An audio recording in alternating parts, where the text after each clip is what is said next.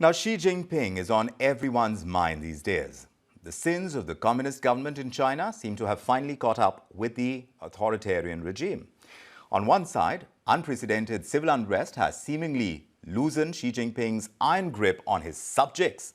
And now, the British Prime Minister Rishi Sunak has signaled the end of the so-called golden era. And with it will come a shift in diplomatic policy with China as well. Sunak has slammed the brutal crackdown of protests by the Chinese government.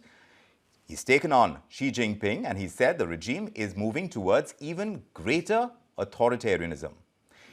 Interestingly, Sunak's comments come just days after the G20 meeting where he met Prime Minister Modi and Joe Biden, but that meeting with Xi Jinping did not materialize.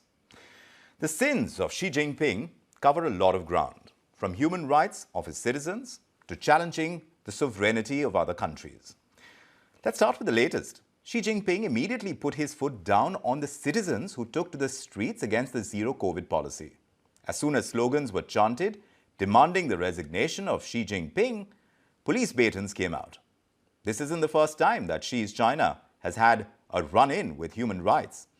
International bodies have probed and found enough evidence of human rights abuses amounting to almost a genocide of Uyghur Muslims, and in August this year, the United Nations High Commissioner of Human Rights has released a report which concludes serious human rights violations against Uyghurs and other minorities that have been committed by China.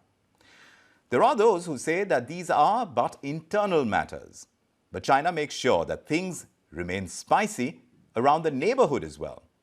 From Galwan to Taiwan, Chinese PLA is trying to exert influence in its neighborhood.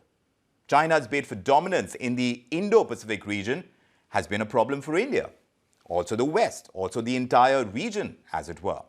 Just days ago, the Canadian government released its own Indo-Pacific strategy report. Now, Canada has marked Beijing as an increasingly disruptive global power. And in that same report, the Justin Trudeau-led Canadian government has named India a crucial partner. And also interestingly, it comes just days after Xi Jinping gave Trudeau a earful for allegedly leaking details of their meeting in Bali. But China's sins are not confined to the physical world. Over the past 2 decades, Chinese aggression has shifted to the digital space as well.